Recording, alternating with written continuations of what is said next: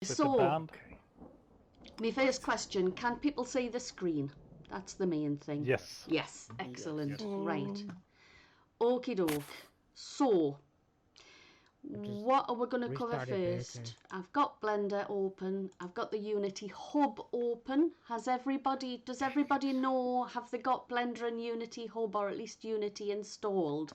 Do they need help getting started with that, basically? No. Okay, Good. right. Good. Okie doke. Well, in that case, I'm going to start with Unity. We'll just start with a new project. And it's got to be in 2021 3.8. Always make sure if you've got more than one version installed, as I have, make sure that you're starting with the correct one for Banter. And what shall we call it? We'll call it Lisa's workshop. Lisa's workshop. Okie dokie.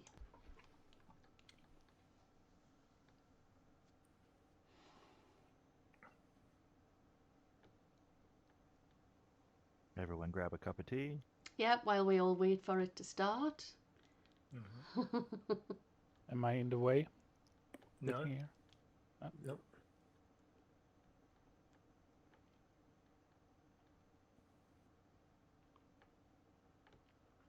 Yes, everybody keep hydrated. Here it comes. The only thing I do like to check when I start a new project, to make sure that your lighting all looks right in Banter, is to check under Edit, Project Settings, click on Player, and come on, Resolving Packages. Let's just let it do its thing. I'm way ahead of myself.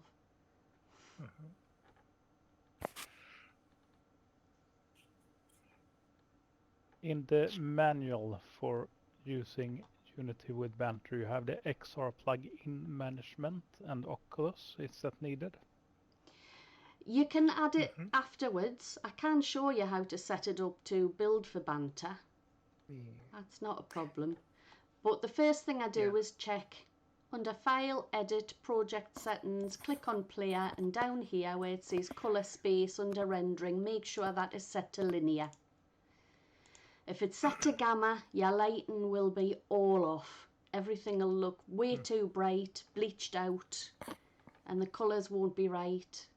So just change it. Some people, for some reason, it's already set to Linear. For me, it's always Gamma. I don't know why. So it's the first thing I do. Can you reset it retrospectively? You can, yeah. Absolutely. Okay. There's many times I've uploaded a world and everything's been wrong and I've realised that's all I needed to do. I changed it over, rebuilt, re-uploaded, and it was fine. Okay, the easy fix. Good. Yeah. Oh, So, which setting was that? under Edit. Splash screen. Yeah. Yes. Edit, Project Settings, and under Player. And then it's this section here, Other Settings, Rendering, Colour Space. Gamma, and it would be linear, okay? Yes. Yeah. So from gamma to linear. Always linear. And what's the difference? Do you know? Or is it just something we should do? Yeah, just something you should do. I honestly can't go into detail because I don't fully understand it myself.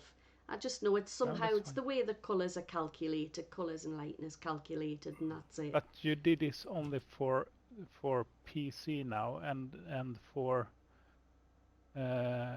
Android, is there a setting for that, or is it not? No, it's standard across the board. Always set it to linear. Oh, okay. Yeah. So whatever you're doing here, the only thing you need to do when you come to build for both PC and Android really is your optimization settings, and 9 times out of 10 that's just to do with the textures. We'll come to that later on. You can use higher resolution textures for PC, but you need to really reduce them for Android. And it's easy enough to do. We'll come to that. But the main thing that I want to cover today is more about navigation. I'll show you how to set it up to build in Banter as well. So you would go up to Window, and your package manager. Make sure you, in this drop down thing, you're choosing Unity registry, so it's basically the built-in packages. And the first thing I do is just type in XR, search for XR, and these are the two you want: XR plugin management and Oculus XR plugin.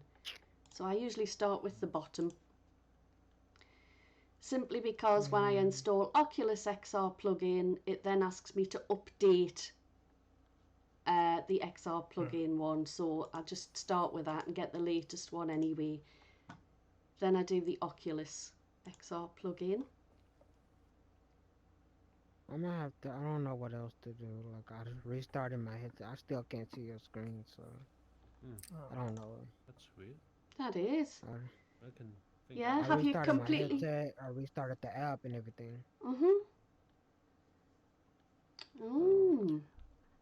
Clear cache and rejoin. Yeah. Yes, I cleared that. I did that. A-frame, everything. Restarted everything. So. Only other thing I could Try to suggest jump is to maybe ask a question. Yeah, you could try jumping to another world or to the lobby and come back. But otherwise, I would suggest going to Discord and popping in there the problem that you're having in support. I don't know whether it would be an ISP thing, if it's blocking the A-frame or the stream. I don't know. Okay. But yeah, if you pop a question in the support channel in Discord, somebody will probably answer you pretty quickly. You Okay, can always thank try you. to turn it off and on again. Yeah, and this is coming from an IT guy, yeah. So the next thing I would install after the XR stuff is Cine Machine. So we'll install that.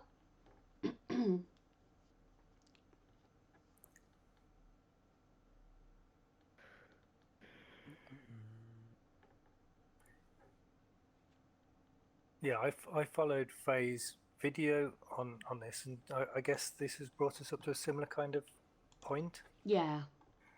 Yeah. Except we created something called template, whereas we're doing Lisa's classroom or workshop.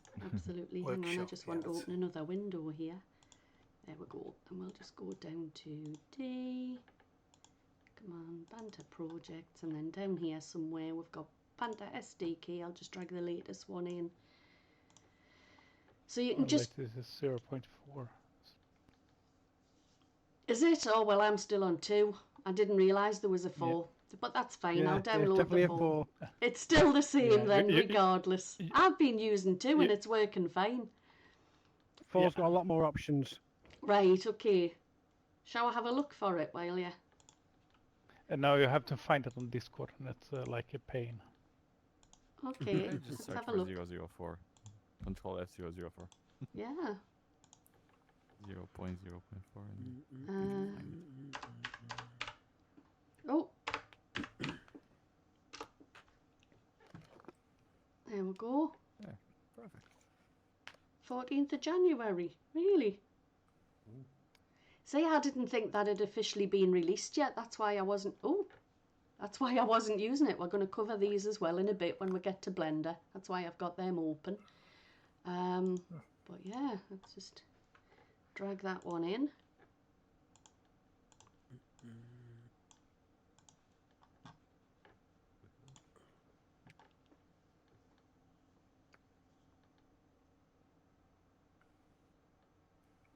Okay, I'm curious. If we open that, oh, look at that. Yeah, that's totally different. It's nice. You're all excited there. Wow.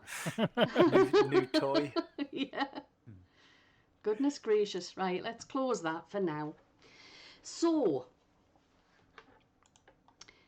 as you're probably aware, you can bring in primitives into Unity, which is great if you just want a plane and a few boxes, or you want to build stuff just with primitive shapes, which is perfectly doable.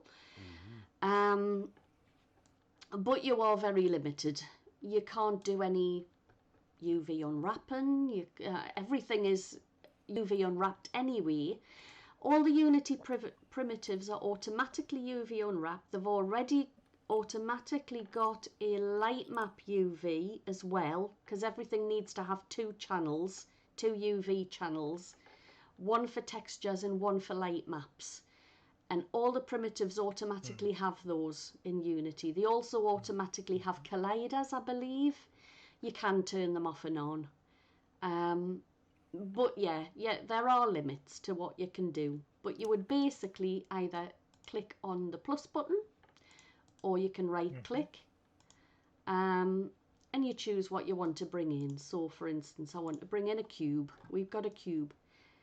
Now, a quick way of zooming in on the object that you've got selected, you can either double click in the hierarchy, or you can press F, and that'll do the same. F on your keyboard. Okay. Unfortunately, we don't have screencast keys on here. We do in Blender. I've got my screencast keys on, but I don't think there's anything like it for Unity, so I'm just going to try and remember to tell you what I'm doing. You can use the right mouse button to kind of pan around your view. The middle mouse button will, rather say right mouse button, it's as if your camera's staying in the same place but rotating. Middle mouse button, you're panning the camera. That's right, that's the pan. And your left mouse button is for box selection or selecting objects. We'll ask you, Simon. Oh God. What? I'm gonna have to. I don't even know how to get out of here. What's the matter? You stuck behind the screen. Ask. Oh, No, goodness Stuck gracious. behind the screen. Can you? I think I'll have to re-enter. Oh, Yeah, just respawn. Yeah, just respawn. It'll take you back to the door. Yeah, I'm just gonna bail out, come back again. Okay.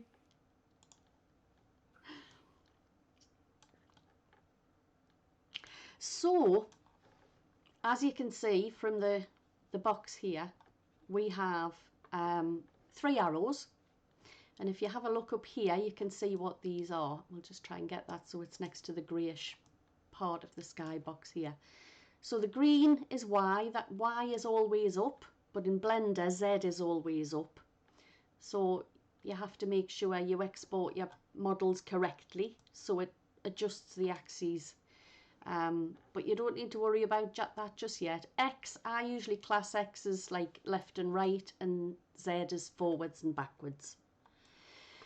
And the point, the center point of all these arrows is the origin point of your object. And this will become more clear when we start looking at stuff in Blender. You can see here there's a tiny little yellow dot in the center of this box. And the box is centered on the axes in Blender. The origin point is really important. It probably won't seem important yet, but you will be using this a lot for aligning stuff. If I was to edit this in vertex mode and move the origin point to that vertex, you can see the little dots there.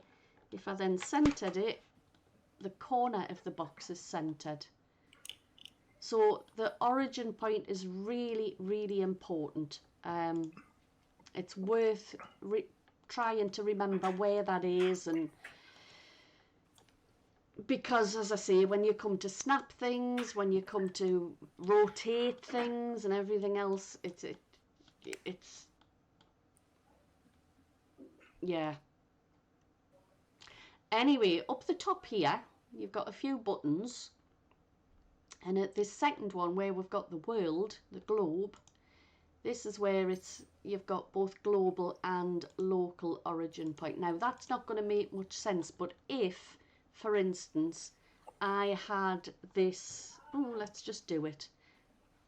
We'll just rotate the box a bit, and you'll see that the axes still point in the same way because it's using the world axes. If you change it to local, it's using the axes of the box. So that's another thing that you will need to keep in mind as well when you come to line up objects. we can move this box along its own axis,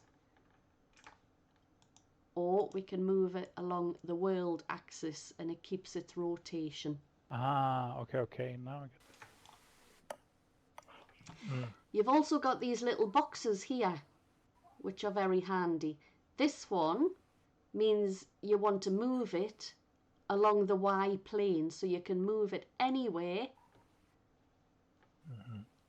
on the X and Z. This one you can move it anywhere on the Y and X, or Y and Z rather, and this one on the Y and X. So they are very handy if, for instance, you can click on any of these little handles here, and if you click on the box, it'll change from perspective view to orthographic view. So you get none of the perspective, it's just as if it was a drawing on a piece of paper, and you can then drag it around and place things. I do this a lot when I'm placing stuff in rooms, for instance. I'll go into orthographic view from the top and move things. You can rotate it exactly the same. Yeah. And then obviously everything looks wonky when you come out of top view, so just click on the box again and you go back into perspective and it looks right. Another handy thing you can do is when we bring in a cube, up here it tells you where it spawned it in. It just spawns it wherever you were looking, basically, but you can reset it to the center by hitting the three little dots and hit reset, or right click on the bar and hit reset. Press F and it'll zoom in and you'll see it's dead in the center of the world. If you wanted, you could resize this. So you could, this is the resize button, and you can just drag a handle out. You can do that for any of the axes, or what you might decide to do is build something with blocks. So you could duplicate this cube, and because the cubes, I believe in Unity, are 1 meter across, 1 meter dimensions, you could move it along by a meter and it's exactly lined up. Another thing you can do is you can hold down the V key, V for victory, and you'll get a little box down wherever, one of the corners, and you can drag it and snap it to vertices.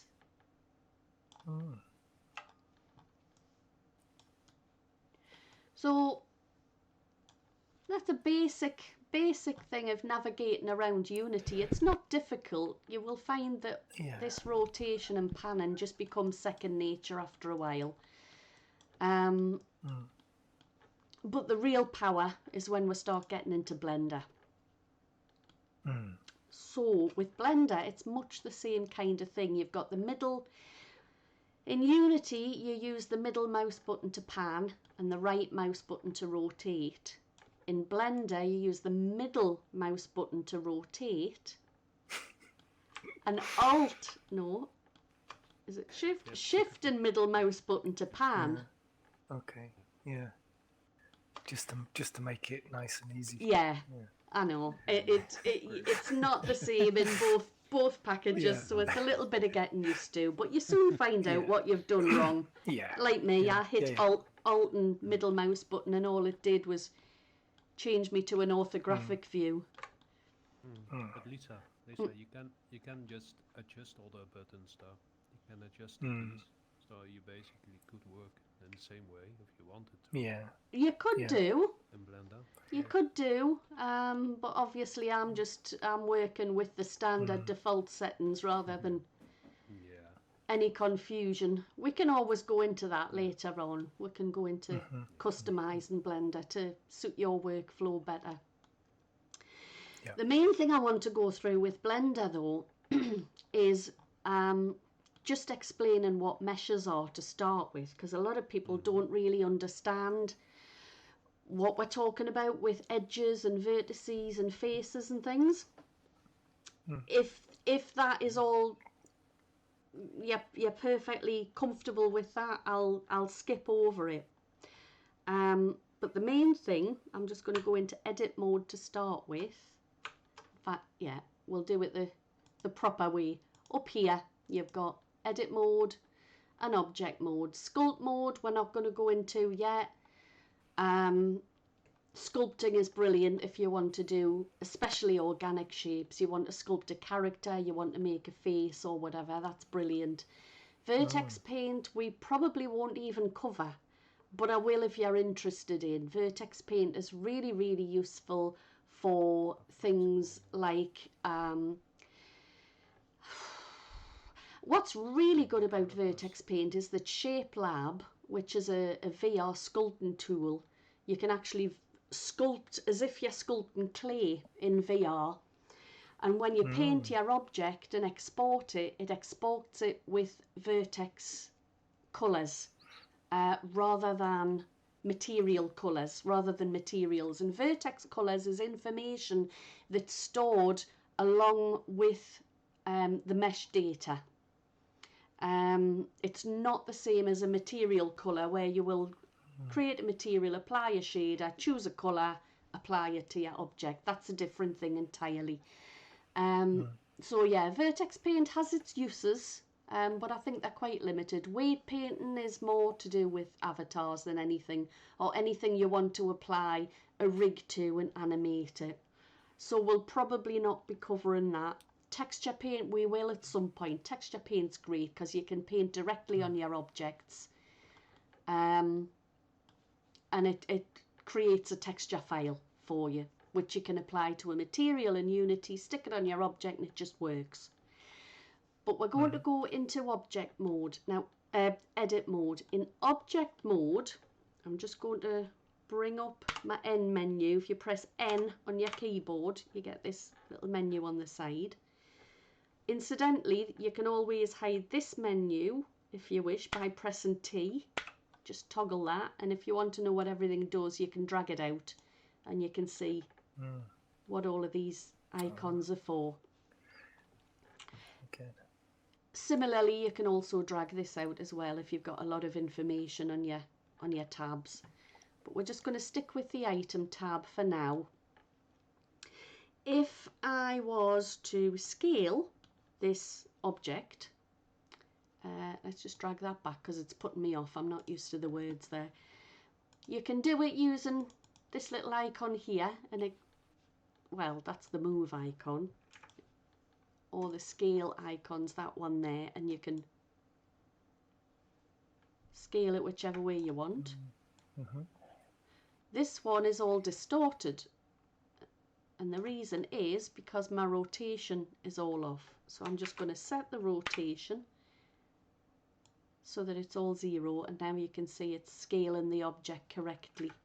And it always scales from the origin point.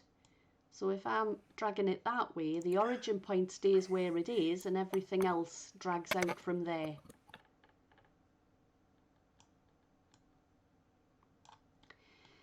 But if I set my origin point, come on Lisa, set my origin point back to the centre of the geometry, if I scale it, it now scales from both sides.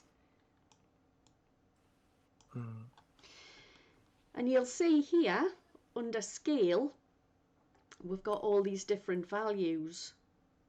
Now when we come to export something to Unity, we need the scale to be uniform. And so, I'm just going to delete that cube and we'll bring in a new one. So add in mesh cube, there we are, back to the beginning. And it's already got a scale of 1. When you come to model anything, it's always a good idea, if you can, to model on the mesh rather than scaling something in object mode. So you would hit tab.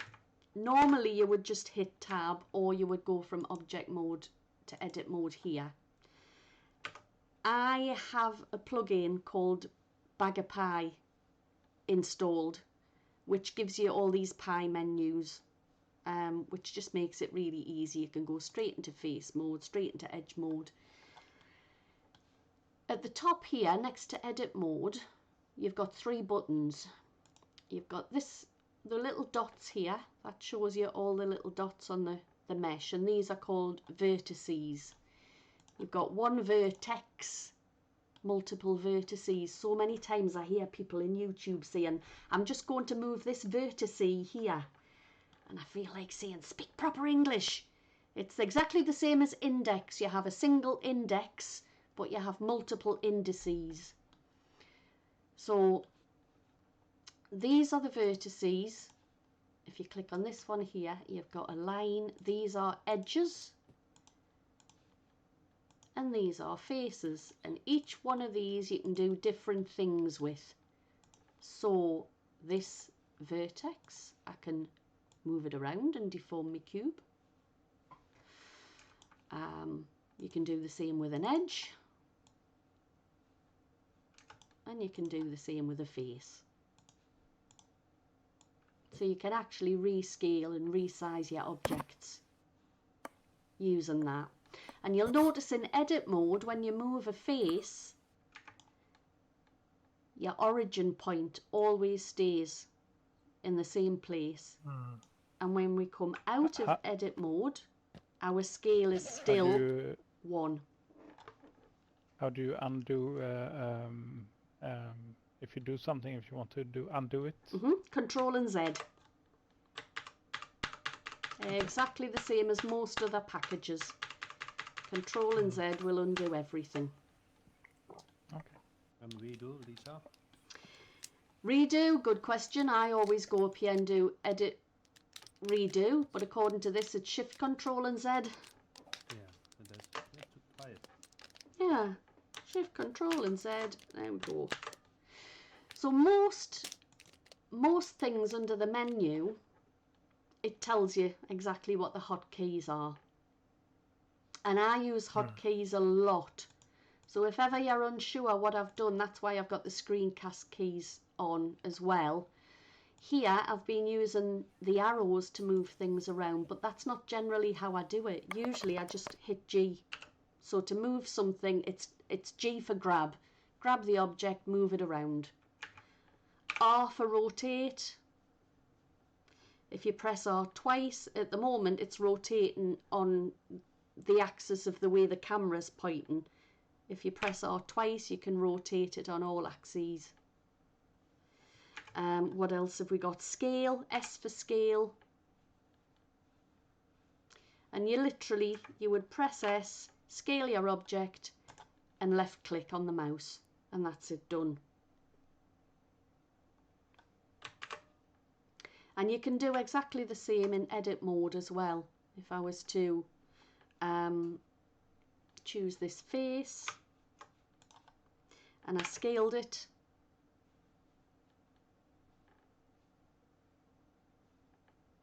just left click and that's it, done.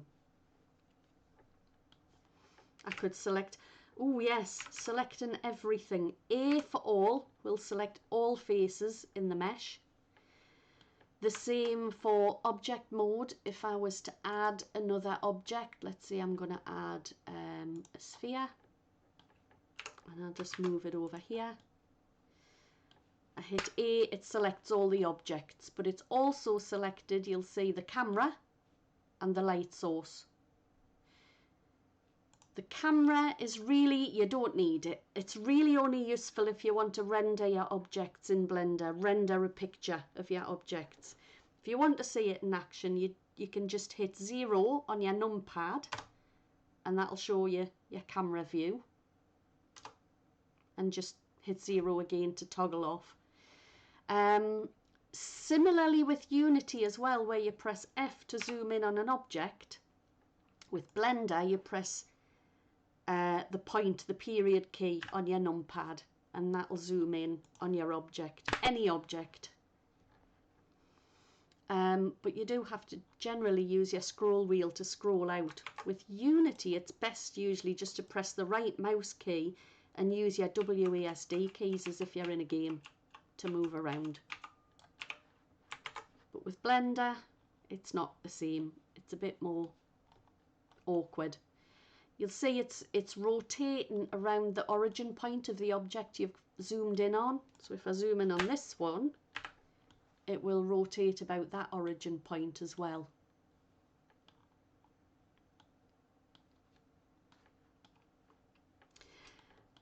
I'm wondering what I should go to next. Let me just have a quick look at my notes here. A question, Lisa. Uh-huh. How can you see how many polygons you have in the build or in the object? If you go up to the top here, where it says show overlays, pull that down, little arrow next to it, and statistics, just tick that. And you can see there, in object mode, this shows you the entire scene.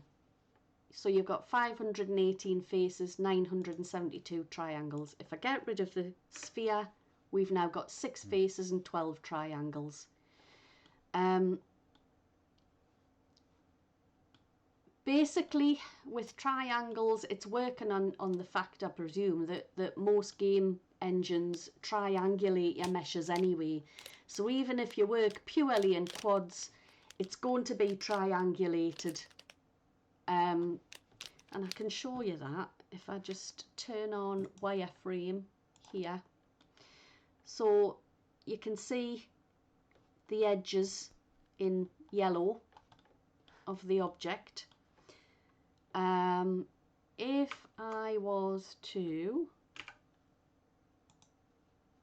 is it in here? I can never remember because I usually just face, it'll be face, won't it? Triangulate faces, there we go. You can now see that each quad has just had a line put through it basically. So we've now got 12 faces but still 12 triangles because it's calculated that by the time it's triangulated it'll have 12 triangles. I always triangulate my meshes anyway before I export them to Unity, just to save Unity having to do it, because Unity is quirky and it doesn't always do a good job. Some people will actually create something in Blender, save it as a Blender file and bring that into Unity, and that does generally work, but what you've got to remember is that Blender files will be hugely bloated. They'll have a load of information that you simply don't need for Unity. Unity has to convert the Blender file, it has to extract the model, get rid of all the other stuff it doesn't need, convert it to an FBX and triangulate it all in one go.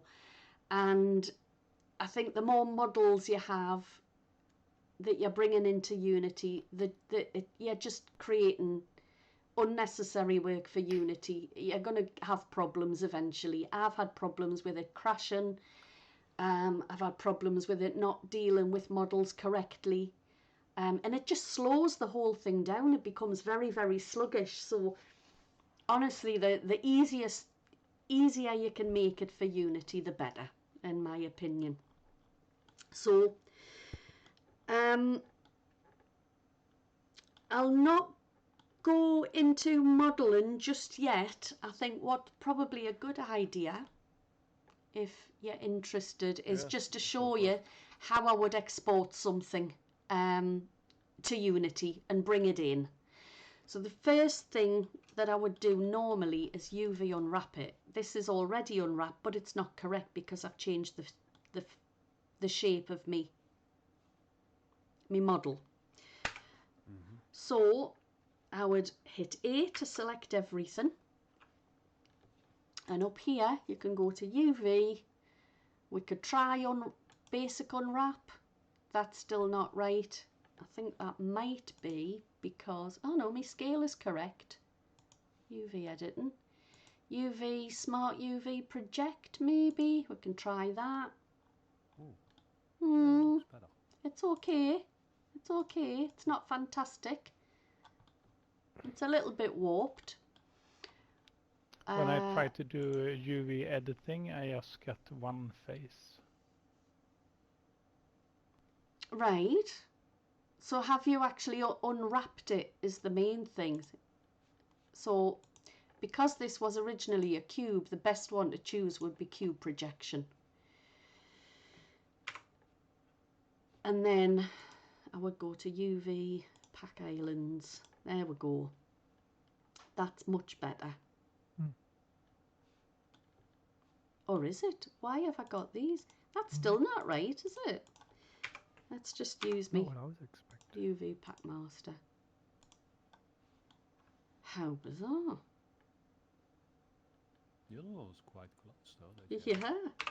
I've not seen it do anything like that before. Cube projection. What you had Okay. before was pretty good, Lisa. Yeah.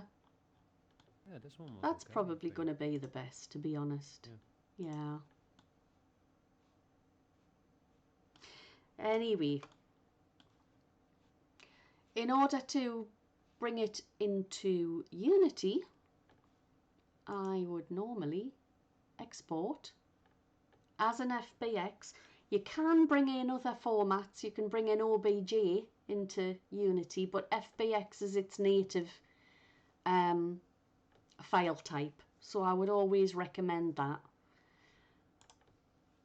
And then we go to Banter Projects, Lisa's Workshop, Assets, and we'll call it Boxy Thing because it's a boxy thing. We're going to export a mesh. We want the selected object only, otherwise it's going to also export the camera and the light. And then we want to make sure that it knows it's Y up. So we'll export the FBX. As you can see, it's Z up in Blender, so it has to convert it and make sure it's Y up. And there, because I put it into assets, there is our boxy thing. I'm going to delete those. You can just drag that into the hierarchy, and there it is. It's a boxy thing. And there is what we've Thanks just for Blender. created. One of the nice things about this as well is I can literally, if I wanted to just do a little bit of modelling, don't worry, I will cover all of this at some point, and change the shape of it. I could export it again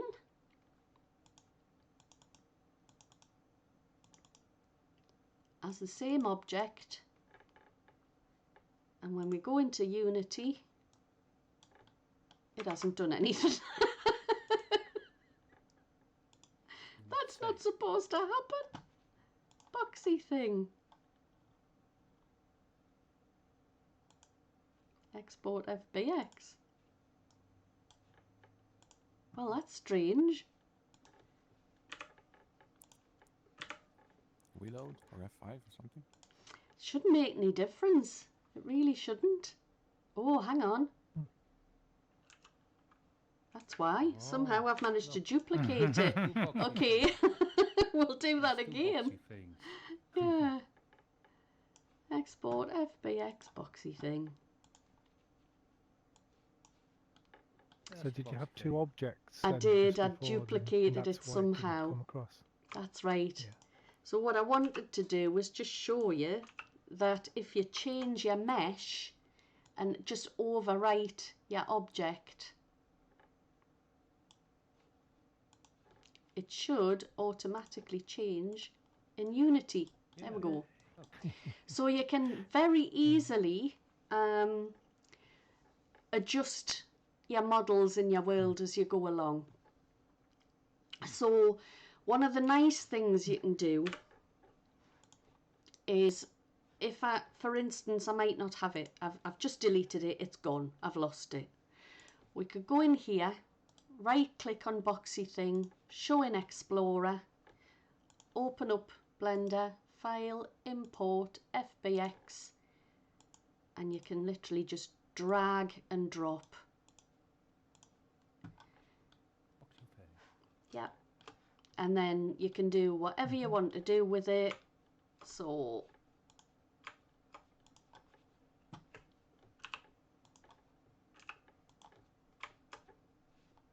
file, export, FBX, and again, as long as you've got that still open, just drag and drop anyway on that box will do. And dragging and dropping's nice because it means you don't have to find your object. It's because it just copies the path and everything across.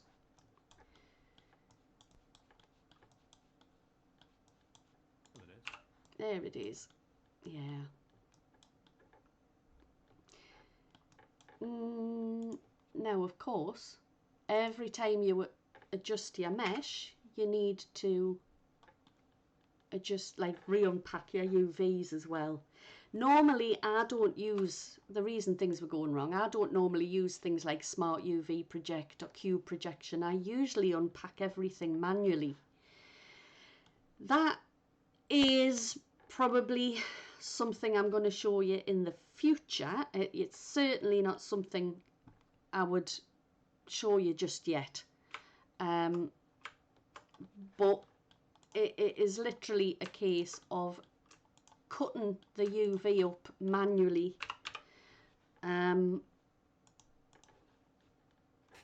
Lordy.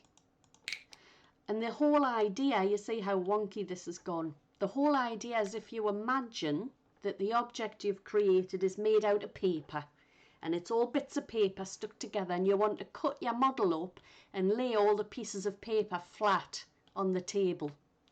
That's what you're aiming for with this when you come to do your UV unwrapping, and that is what you're aiming for when it comes to good texturing. You don't want anything like this where your faces are overlapping, your edges are overlapping. This would kind of work, but it would be pretty crappy. You put a texture on that and it's going to be distorted. I'm wondering if I should try and show you quickly.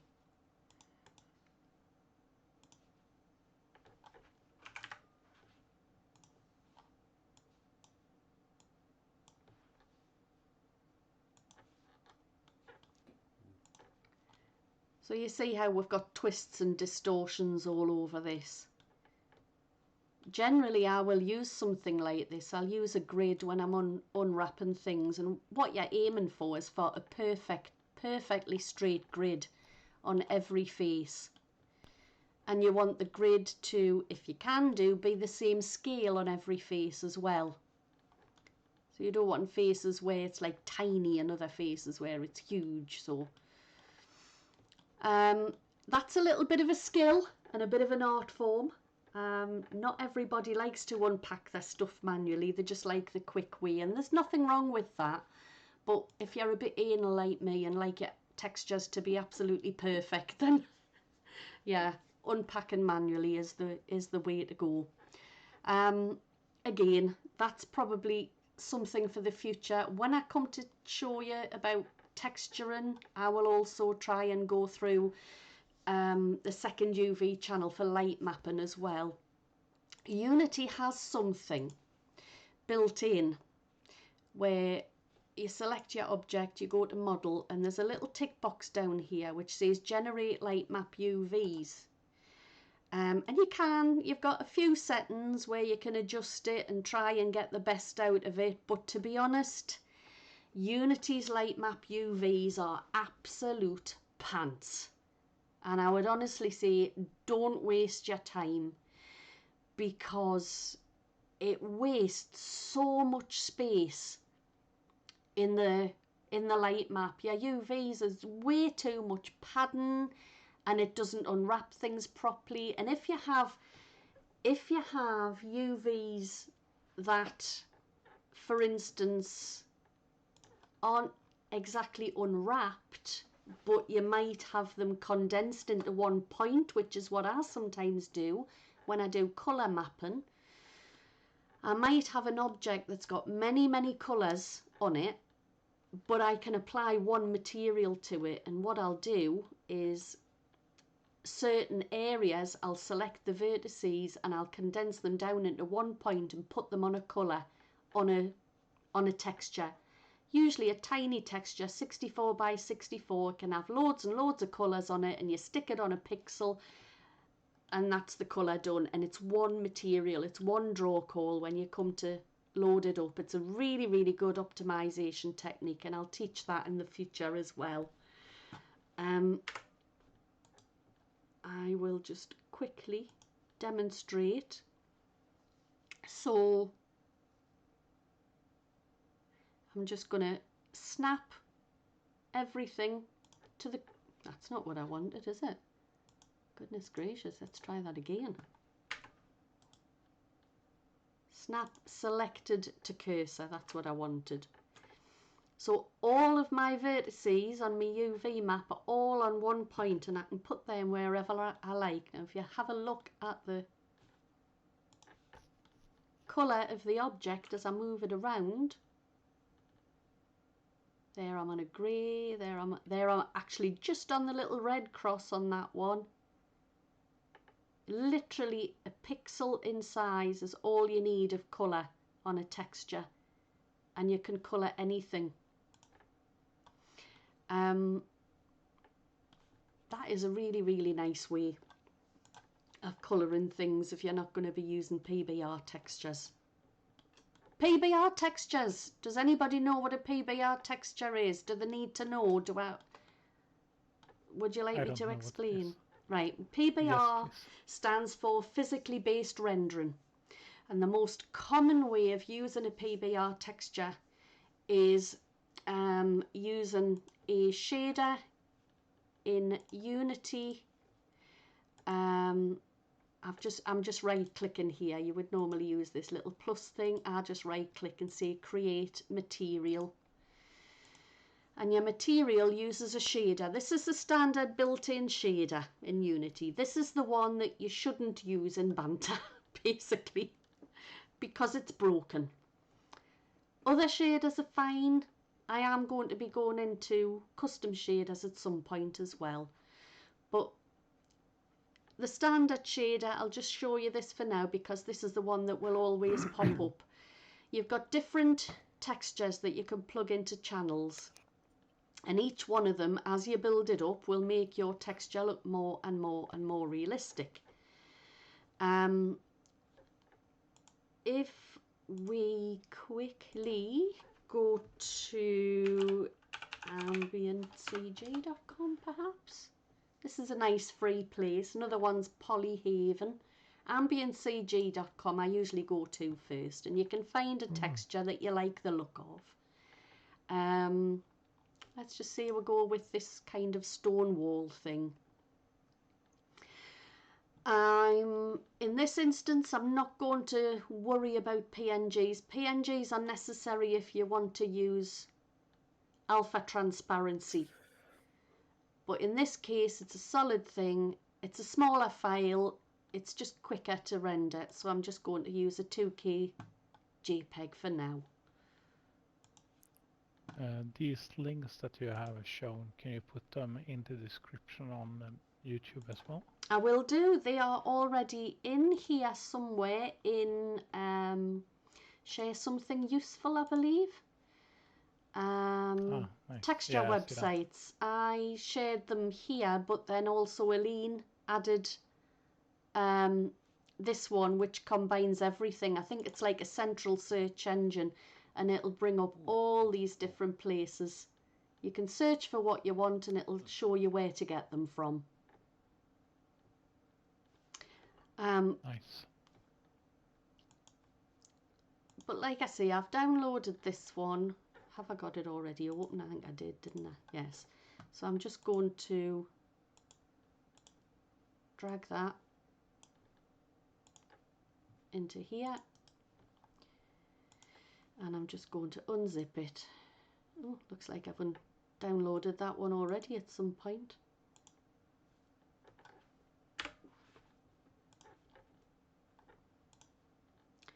So here is our texture. our PBR texture, and lots of different things in there. Some of them you'll use, some of them you won't. I am also going to show you how to combine some of these grayscale maps into one texture as well as another optimization technique. Again, that's called channel packing, and I'm going to cover that in a later session. But for now, we're just going to use the basic things. We don't need this, that's just the icon from the website showing it. We don't need any of these things. USDC, don't need that. We've got an ambient occlusion map, tells you at the bottom there and up here. That's useful, we'll use that, but because it's a grayscale map, we can untick sRGB.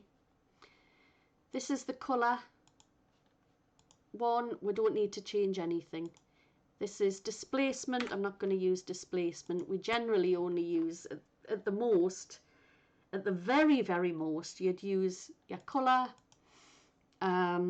possibly ambient occlusion, normal map, possibly roughness, possibly metallic. They're all optional. We've got two normal maps here.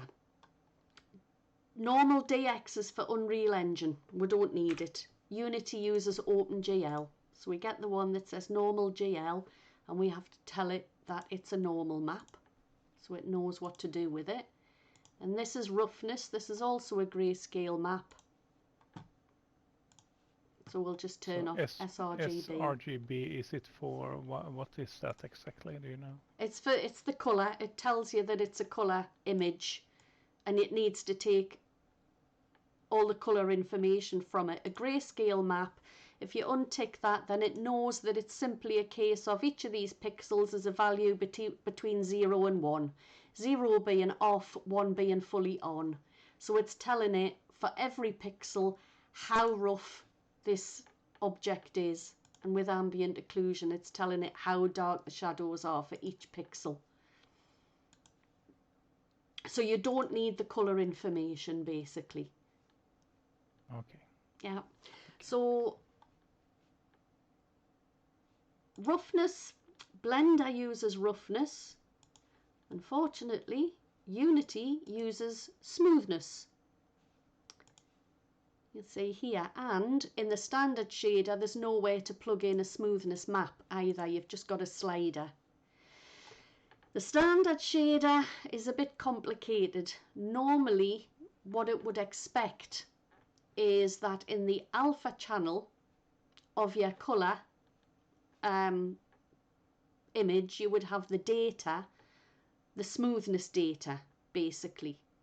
So you would, instead of having transparency, you would normally use the alpha channel for transparency, but it's used for other things, and with the standard shader the alpha channel is used to contain smoothness information, which is why there's no way to plug smoothness, because it's all in the albedo, the colour bit.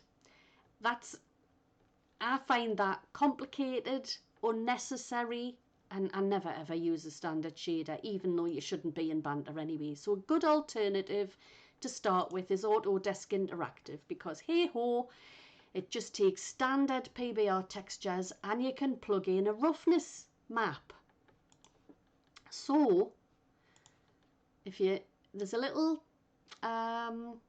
what do you call one of these padlocks, little padlock at the top, so you can lock that window in place while I open up our textures and we can plug them in. Probably what I should have done is apply that material to the object first so you can see it building up. So bricks, we'll plug that into albedo and it's kind of bricky. Ambient occlusion, we plug into occlusion. Normal, we plug into normal. And roughness, we plug into roughness. But you'll see it looks dreadful, and that's because it hasn't been unwrapped properly. We've got distortion. I mean, bits of it are okay. It kind of looks like a stone wall. The bits that are rough, the bits that are shiny, but these bits that haven't been unwrapped correctly, you get these stretches.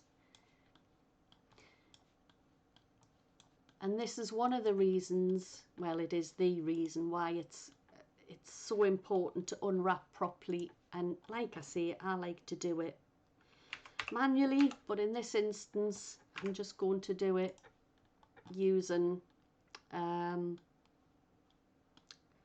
what have I just done? Cube projection. And then can't you just do it by surface? Like break up all those surfaces and do it like each surface facing? You mean manual? yeah, that's manual So unwrapping. you Yeah, don't get that stretch. yeah, Okay. yeah. I've just used the automatic cube projection for this because it is blocky. It's based on a cube. Most times it works well.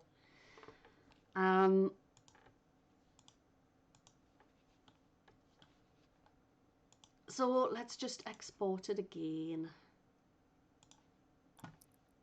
Boxy thing. And there we go. It's much, much, much better.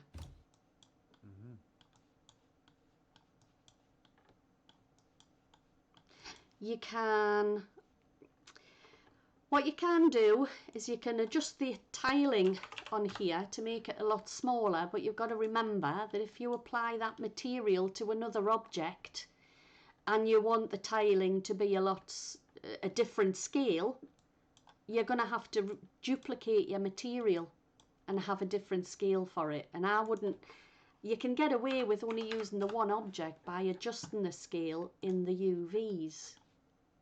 So I could scale this. I've just hit A for select all, S for scale, and I've pressed 5 to give it to make it 5 times bigger.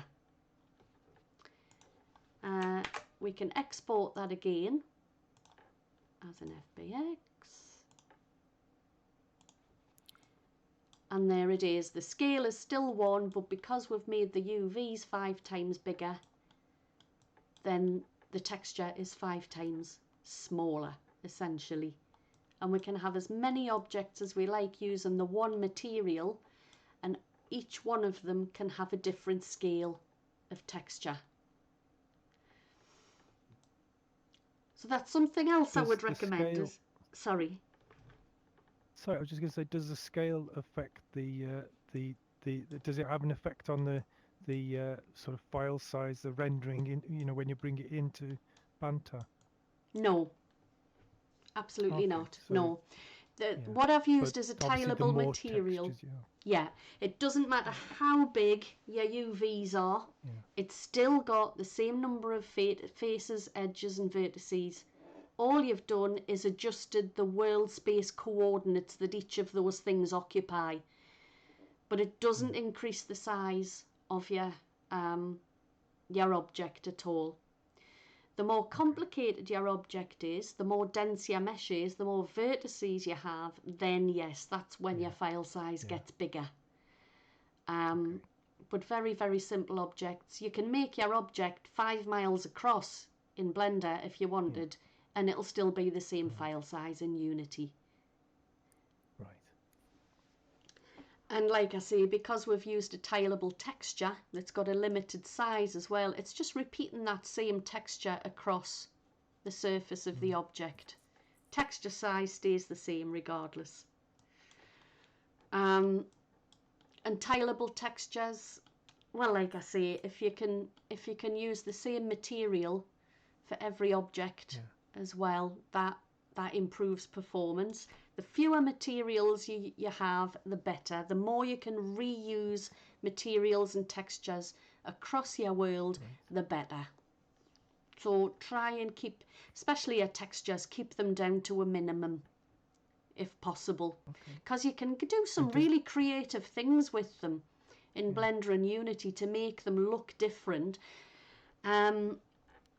Like for instance, this material here, I know I would be creating another material, but if you wanted one that was a different colour, you would just duplicate it. You can just right click and duplicate. No, you can't with this one. I need to press Control and D. You can with your objects. You can right click and duplicate in the hierarchy. I'll actually do that here, and we'll just drag it over there.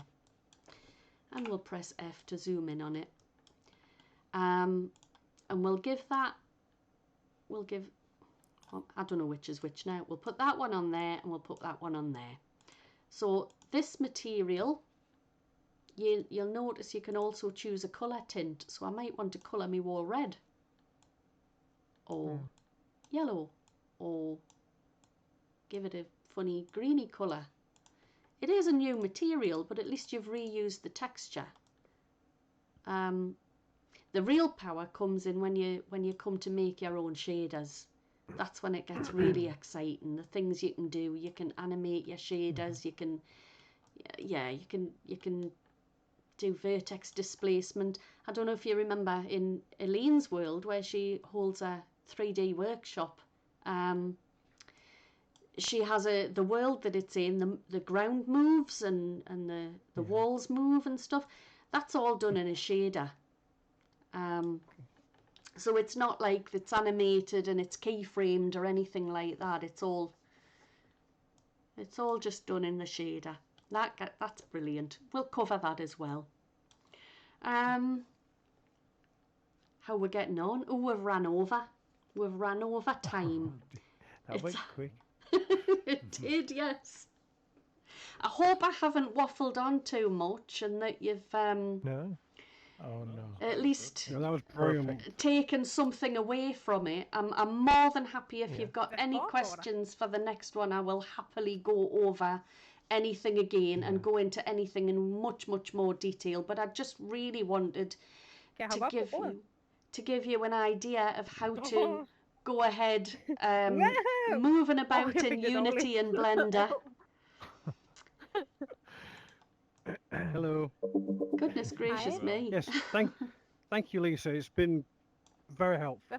Very helpful. Thank you, Lisa. I've been doing so many things wrong that I've just realised. Yes, I've been doing so many things wrong. Well, excellent.